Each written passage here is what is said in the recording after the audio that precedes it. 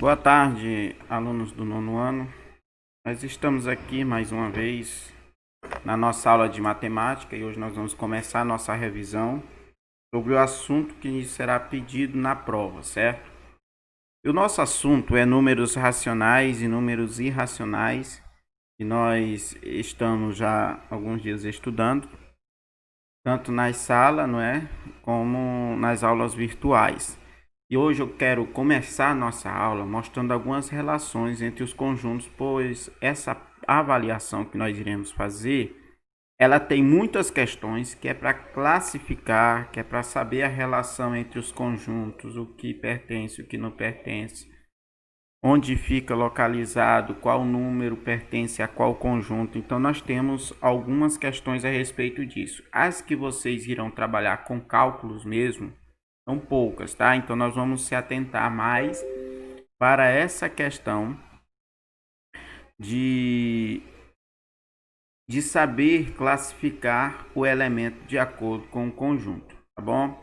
Então aqui nós temos um diagrama.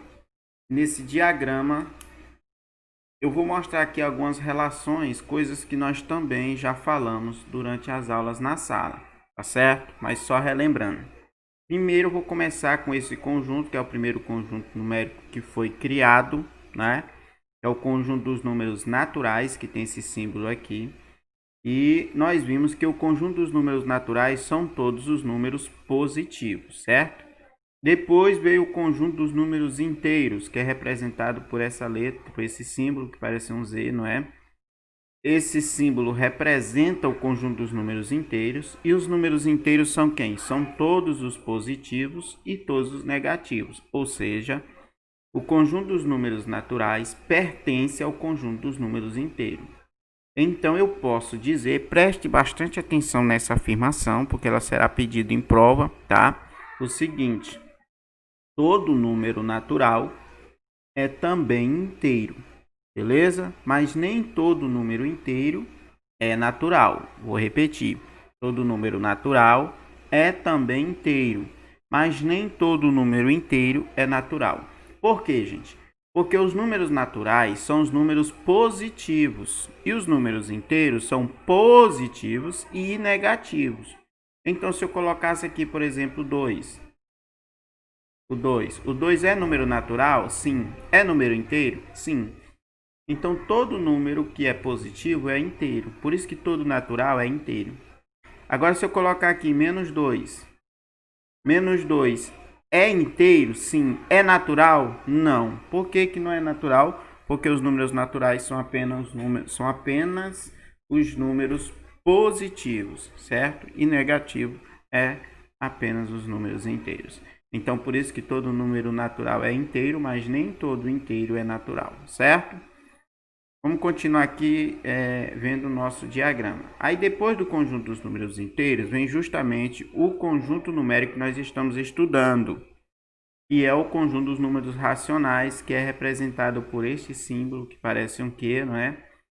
E que eu expliquei para vocês, ele origina-se da palavra quociente, que é o resultado de uma divisão. Quociente é o resultado da divisão. Por isso que há definições sobre conjunto de números racionais, dizendo que número racional é todo número que pode ser escrito em forma fracionária, certo?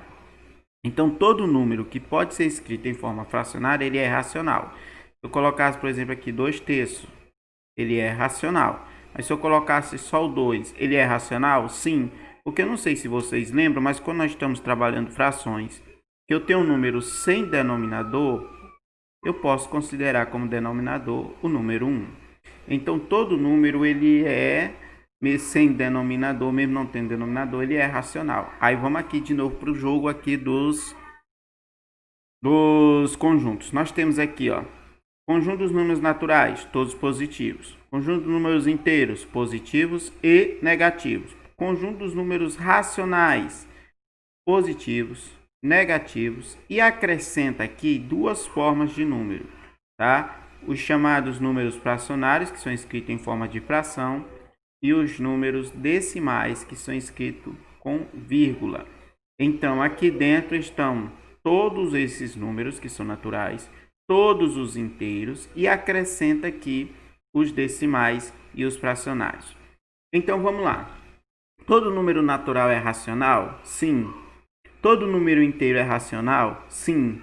Agora, todo número racional é inteiro? Não. Porque, ó, se eu colocar aqui, ó, 2,5, ele é racional. É um número decimal, não é? Por isso é racional. Mas ele é número inteiro? Não é. Por que que ele esse é uma das definições de números racionais, números decimais, melhor dizendo. Os números decimais são números quebrados, ou seja, não são inteiros. Isso aqui, ó, é 2 inteiro e metade de outro, tá? 2,5 quer dizer isso, tá certo? Então, 2,5 é 2 inteiros e metade de outro. Então, é um número quebrado, por isso que nem todo número racional é inteiro, muito menos natural. Então, para ser número racional, ou melhor, para ser número inteiro, eles são apenas positivos e negativos e não podem ser números que são escritos de forma fracionária ou decimal. A mesma coisa acontece aqui com 2/3. Se eu colocar aqui 2/3, ele é racional, pois os racionais acrescentam-se esses dois tipos de números, decimais e fracionários. Porém, eles não são inteiros, certo? Então, continuando o nosso joguinho, fica assim, ó. Todo número natural é inteiro, todo número inteiro é racional. Mas nem todo inteiro é natural e nem todo racional é inteiro, tá certo? É só você ver que os conjuntos que são aqui mais de fora, né? Vem de dentro para fora, tem elementos que não pertencem ao seu conjunto anterior. Primeiro conjunto, números naturais. Segundo conjunto, números inteiros. Terceiro conjunto, números racionais. Então, cada um desses conjuntos tem elementos que não pertencem ao seu conjunto anterior. Então, números inteiros têm elementos que não pertencem a naturais. Assim como os números racionais possuem elementos que não pertencem aos inteiros. Beleza? Preste bastante atenção nessas definições, pois está sendo pedido, foi pedido, na verdade, na avaliação de vocês. Outra coisa é o conjunto dos números irracionais. O conjunto dos números irracionais são os reais, com exceção dos racionais.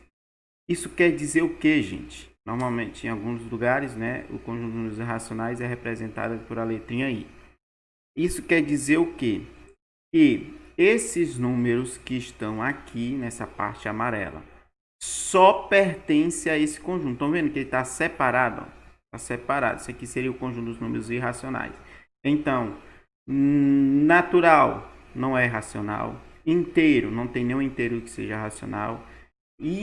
Irracional também não é irracional. Então, esses três conjuntos que nós estamos estudando, não existe nenhum elemento desses três conjuntos, diferentemente do que a gente já tinha visto, que pertence aos números irracionais. Irracionais são números específicos, tá? Só existe nos conjuntos e no conjunto dos números irracionais.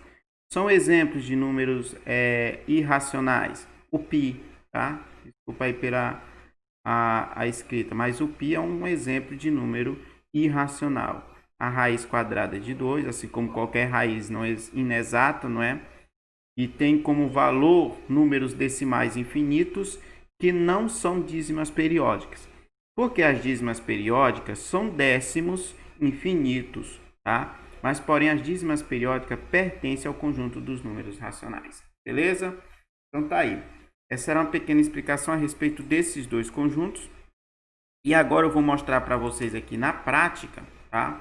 Algumas coisinhas a respeito desses dois conjuntos que nós iremos estudar mais, vamos dizer assim, mais atentamente, né? Porque os naturais inteiros a gente já passou várias vezes durante esses anos de estudo. Na verdade, até os racionais e irracionais. Isso serve muito mais como uma revisão, de certo que há um acréscimo de conhecimento, mesmo em assuntos que nós já estudamos anteriormente. Tá? Toda vez que nós vamos para uma série, passamos para outra série, mesmo o assunto, estou falando isso em relação à matemática, mesmo o mesmo assunto já ter sido estudado em séries anteriores, sempre acrescenta-se alguma coisa, tá bom? Então vamos lá. Conjunto dos números racionais é o conjunto formado pela representação, estão vendo aqui, ó, pela representação fracionária dos números inteiros. É a união dos elementos dos conjuntos naturais e inteiros e expresso em forma fracionária, tá? É isso que eu disse, ó. Há alguns livros que concluem essa definição dizendo assim, que números racionais são todos os números que podem ser escritos em forma fracionária. Mas nós vimos que todo número, um detalhe, todo número fracionário também pode ser escrito em forma de decimal, certo? Por exemplo, se eu tenho aqui 2,5, não sei porque eu gosto desse número, 2,5, 2,5, ele veio de uma fração. Qual foi a fração que gerou 2,5? Quando a gente fala gerou, a gente leva mais para as questões das dízimas periódicas. Porém, gente, todo décimo tem uma fração geratriz. Todo número decimal, lembrando que número decimal são números separados por vírgula. Todo número decimal possui uma fração geratriz. Essas frações geratrizes, não é que dão origem a esses números decimais. Então, qual é o número, qual é a fração que deu origem a 2,5? Para você transformar um número que está na forma decimal, ou seja, separado por vírgula, em número fracionário, é muito simples. Eu vou colocar aqui porque na prova também tem questões pedindo isso, para fazer essa transformação. É muito simples. Eu vou colocar o número aqui sem a vírgula. Ele será o numerador, certo? O que seria o numerador? 25. A fração, todo mundo sabe que possui um numerador e um denominador. Agora, quem seria o denominador? O denominador coloca o número 1 acompanhado de zeros. A quantidade de zero que vem aqui para o 1 depende de quantos números tem após a vírgula. No caso aqui só existe um número após a vírgula. Então aqui só vai ficar um zero, certo? Aí fica 25 sobre 10. 25 sobre 10, ele pode ser o quê? Pode ser reduzido, pode ser simplificado, tá? Isso vem de simplificações de frações. Como é que simplifica uma fração? Eu procuro um número que dê dividir tanto de cima como de baixo por esse mesmo número. 25 dividido para 5 dá 5, e 10 dividido para 5 dá 2. Então, a fração que gerou esse número decimal foi 5 meios. Agora, tem como nós fazer o trabalho inverso, ou seja, saber se realmente essa fração gera esse número, transformar uma fração em décimo, gente, é muito simples. Porque toda fração é uma divisão. E é uma divisão de quem? Do numerador pelo denominador. Para mim transformar qualquer fração em número decimal, basta dividir o de cima pelo de baixo. Quem é o de cima aqui no caso? É 5. E o de baixo é 2. E vou fazer a divisão normalmente. Tá? Vai ficar o quê? 5 dividido para 2 dá 2. 2 vezes 2 é 4, para 5, 1. Para continuar a divisão, põe 0 aqui e vírgula aqui. Fica 10 dividido para 2, que dá 5. 5 vezes 2 é 10, para 10, nada. Então, tá aí. A fração realmente que gerou, não é? Que gerou esse décimo, esse número decimal, foi 5 meio, porque 5 dividido para 2 dá 2,5. Beleza? Aí, gente, ó. Essa é outra coisa que eu queria mostrar para vocês, já que está pedindo também na prova, tá? Agora eu queria partir aqui para a prática, rever algumas questões a respeito desse assunto.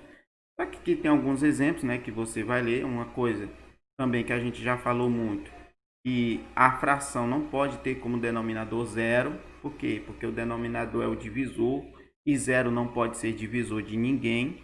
Para existir uma divisão, tem que ter alguém para quem eu possa dividir, beleza?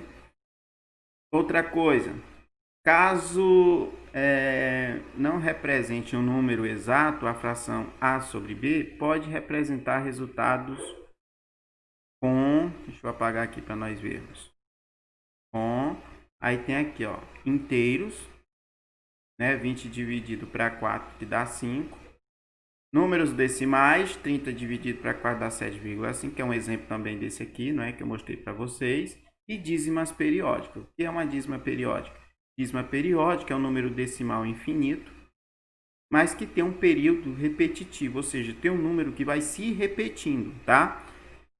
Quando eu falo de número, eu não estou falando de algarismo, tá? O número é diferente de algarismo. Se eu dissesse aqui, ó, 10 é um número.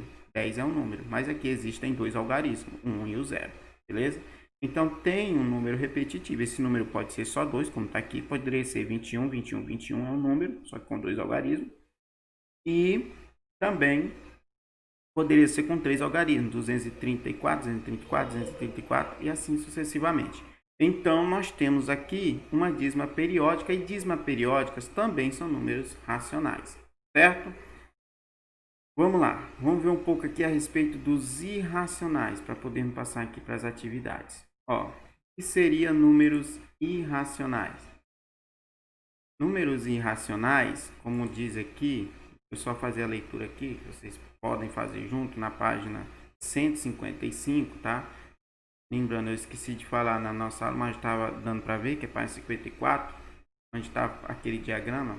Agora nós vamos para a página 55, para nós vermos um pouco aqui sobre os números irracionais e ver a peculiaridade deles. São números que só são irracionais.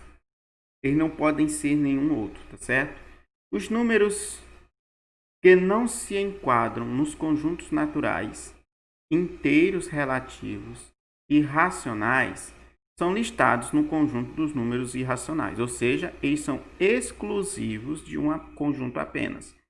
Esses números irracionais só existem no conjunto dos irracionais. Ele não existe em nenhum outro conjunto numérico, beleza? Então nós vimos que o inteiro ele é racional, nós vimos que o natural é inteiro também, mas os irracionais só são irracionais mesmo. Aí diz o seguinte, ó, dentre tais, as raízes quadradas inexatas e as dízimas não periódicas. Existe uma diferença de dízima periódica para dízima não periódica. Dízima periódica, gente, é quando nós temos números decimais infinitos que têm período repetitivo, ou seja, que tem um número que se repete. Já as não periódicas também são decimais infinitos, só que não possuem um período repetitivo, ou seja, não tem número que se repete, tá? Se repete assim aleatoriamente, mas não é uma sequência, uma ordem como existem nas dízimas periódicas. Ou seja, as que não apresentam período determinado. Representado pela letra I, não é? Aqui o Izinho, ó.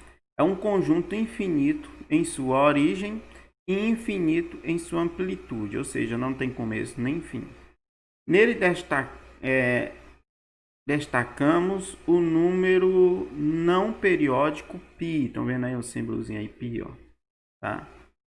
Que tem sua representatividade aritmética como 3, aí vem uma porrada de números infinitos. Bastante utilizado em cálculo geométrico como área do círculo, né? Nós temos aqui como calcular, essa é a forma de calcular a área do círculo. A área do círculo é igual a quem? A π vezes o raio ao quadrado, né? Vou só fazer um detalhezinho, eu sei que vocês lembram disso. Nós temos aqui a área do círculo, o que seria para encontrar a área.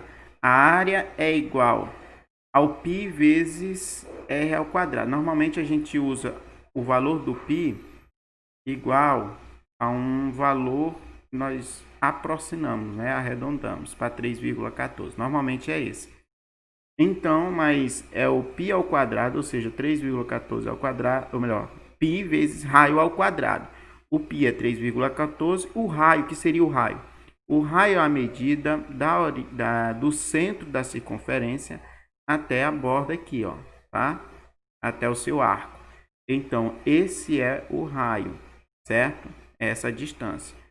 A linha que ultrapassa o centro vai de uma borda a outra, de uma circunferência, e passa pelo centro da circunferência. Essa linha completa nós chamamos de diâmetro. A metade do diâmetro é o raio. Isso são coisas que eu acho que vocês ainda lembram, beleza? Foi estudado muito, principalmente no 8º ano.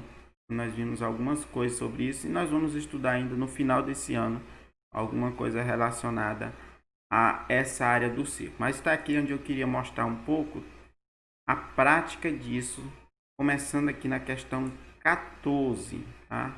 Só dar uma diminuída aqui para ficar melhor para vocês verem. Questão 14. da página 157, onde ele pede para representar, para identificar, e afastar um pouquinho, ele pede para identificar como número racional usando R ou número irracional usando I. Esses vários exemplos temos aqui, tá? Tem questões na prova, tem uma questão na verdade, está pedindo isso também. Então é bom vocês prestarem bastante atenção nessa atividade aqui. Eu vou fazer bem rápido, porque o vídeo já está ficando muito longo.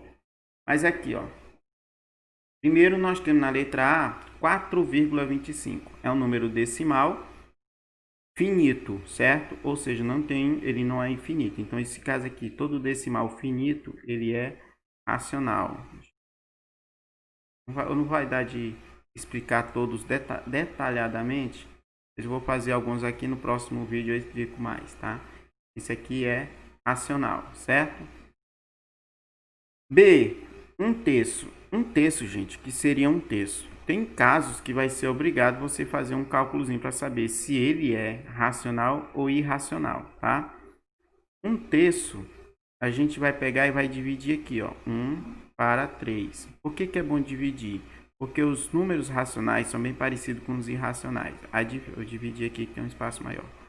A diferença é que os números racionais são décimos finitos ou dízimas periódicas. Os irracionais são décimos infinitos e não periódicos. Então nós vamos fazer essa divisão para ver em qual